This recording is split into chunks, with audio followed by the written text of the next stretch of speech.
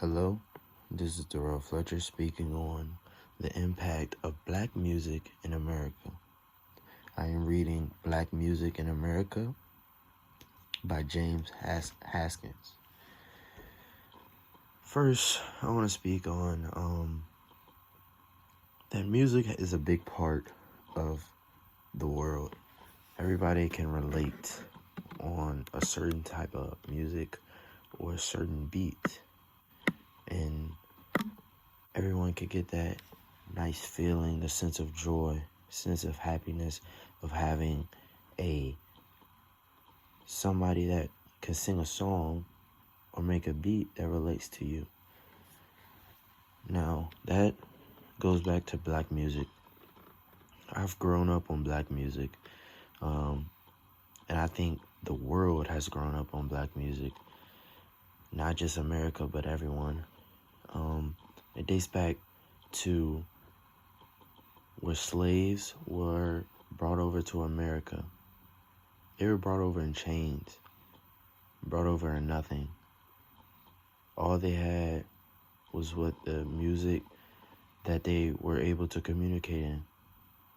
Because slave owners would get different groups, and they would bring in different groups, different tribes, so when they went on the ships, they would not know how to communicate with each other. So music was the only way to communicate between each other and get a sense of comfort or let each other know that I have your back. Since Africans were taken away from their home, not knowing who they were with, taken away to a whole different place, music became a big part of slavery. Now, slave owners would not let drums be used in their plantations because they felt that it would be a type of Morse code of someone of running away. Now, that didn't stop the slaves from not stop making music or singing music or making a beat. No, they adapted. They used their feet on the hard clay. When you have many people beating on the same cadence, that can be very loud and make a very outstanding sound where everybody can hear. And that really what kept the African black slaves going each and every day, knowing that they can at least have something they can go back on, their music, their creations. They made different type of instruments by pulling a string, how far they pulled it, if they kept it in close, long, they would be able to make a tune. Making that tune is a very important way of connecting with each other. So now, I would like to move on to later in the book around the ragtime and the blues. Now, the ragtime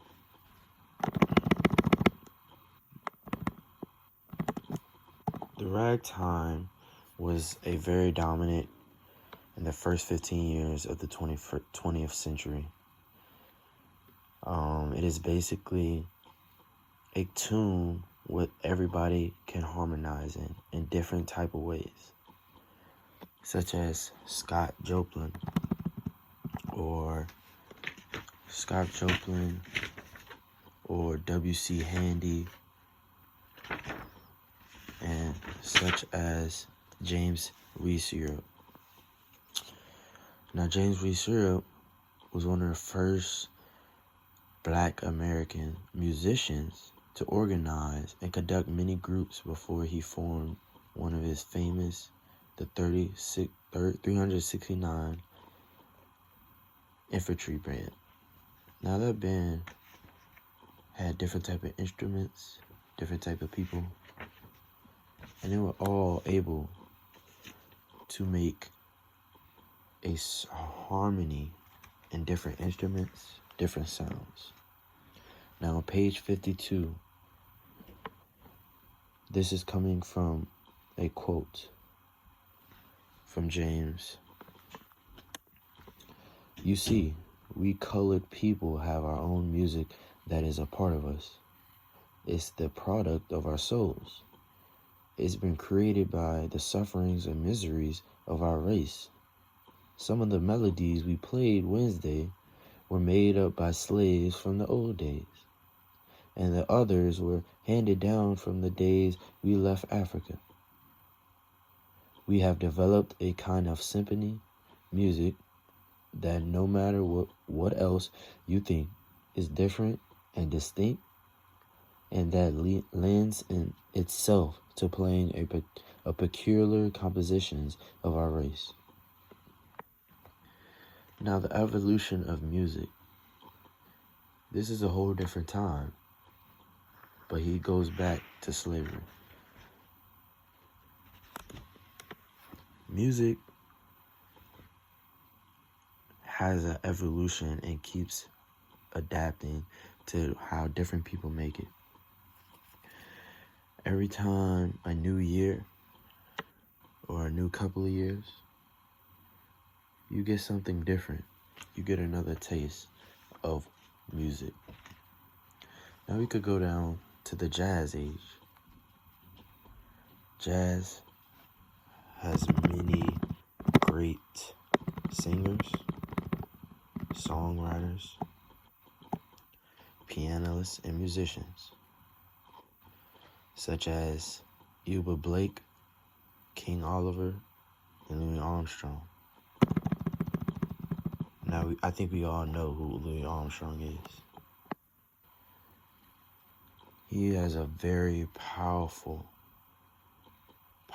way of playing an instrument that could connect to many people and make people happy inside. Now, this is also the beginning of the Harlem Renaissance, the rebirth or merge of black literature, music, fashion, located in Harlem, New York. Now, this also comes out with a lot of black musicians, such as Fletcher Henderson, Duke Ellington, Cab Calloway, Count Basie, and others. And they all define the swing and the big band era, which dominated the 1930s and the 40s. Now, jazz. I would like to talk about Billie Holiday. Billie Holiday was a great singer. She adapted to many sounds. She made a voice of her own. She made a sound of her own. Now, she related to a lot of people. Coming from page 94 from the Haskins collections. Quote, Billie Holiday lived the blues. Her ability to convey the reality of black life in America is what made her singing so unique. Being able to grasp and put out a song in different type of words, different styles, different sounds, made her successful. Being able to know as a black woman how to use words to relate to people. Now, everyone can't have a voice. Everyone cannot be in the spotlight. But she used her voice, her talent, to show that black music is great. Now this goes on forward, to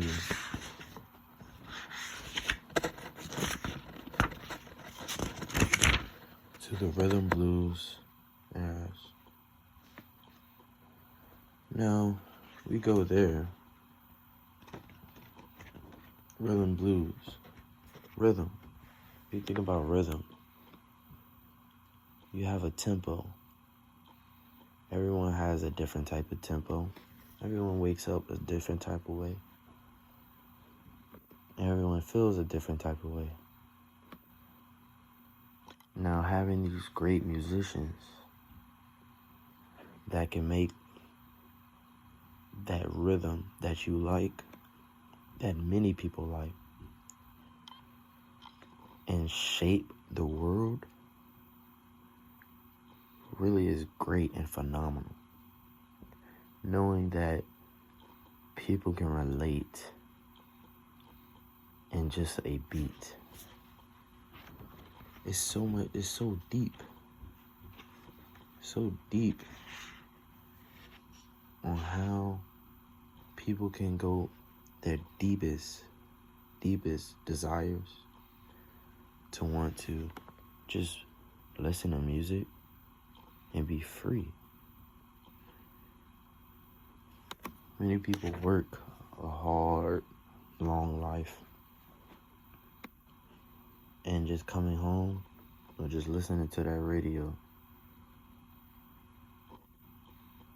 and listening to one of your favorite artists and knowing that I'm not alone. I'm not the only one feeling this way. That has touched something in my heart. Moving on to soul. As we go to soul, I have two people that I really grew up on, that my grandmother grew up on, and my mother grew up on. James Brown and Aretha Franklin. Now, James Brown, we all know he could be a very dramatic person. But the way he shows it, a lot of people can relate to.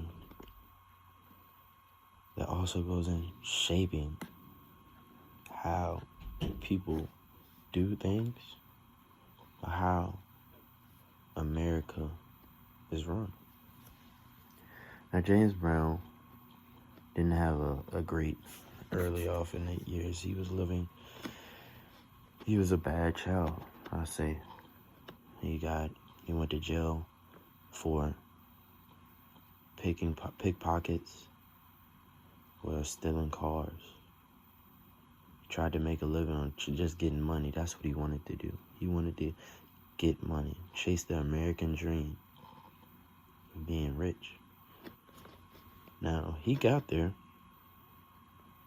by going to jail, forming a group, and singing, literally, basically singing his way out of jail. He sang so good that he went to different jails to sing in front of other inmates. Now, singing in other inmates, a lot of people can't do that. A lot of people, especially at that time, a lot of people the black community didn't have really anybody to guide them. Now, James Brown came with that, with his music. He guided America, really. He didn't just guide the black community. He guided the whole America world. Now, he really did that. And when he fell off, he went to jail again for not paying taxes. Well, then he started making music. But then when he came back with music, people still knew his name. Now I go to Aretha Franklin, one of the greatest female artists, singers that ever walk the planet Earth. And I believe that anybody heard her singing felt deep down inside a sense of joy, sense of happiness. Now, she was an amazing singer, the Queen of Soul.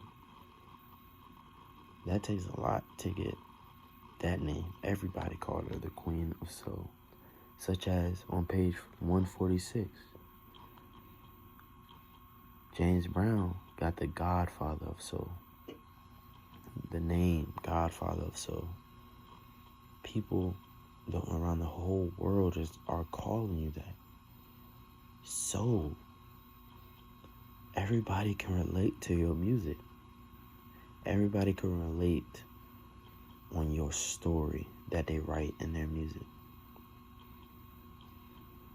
Now, Aretha Franklin, she touched a lot of people. She made songs that just hit the right spot. She was a great artist. Now, as I conclude this, I just want to say how music, black music, coming from slaves all the way to present time, has changed in so many ways, which also shaped America and even the world. You really think about it. The world has changed so much. And what has always been there? Music. People guided people. Musicians guided people through their singing, their playing of different instruments. They connected with people. And once you connect with that person, there's not much you can really do to break that connection. That connection is very strong. Black music, I say, is one of the greatest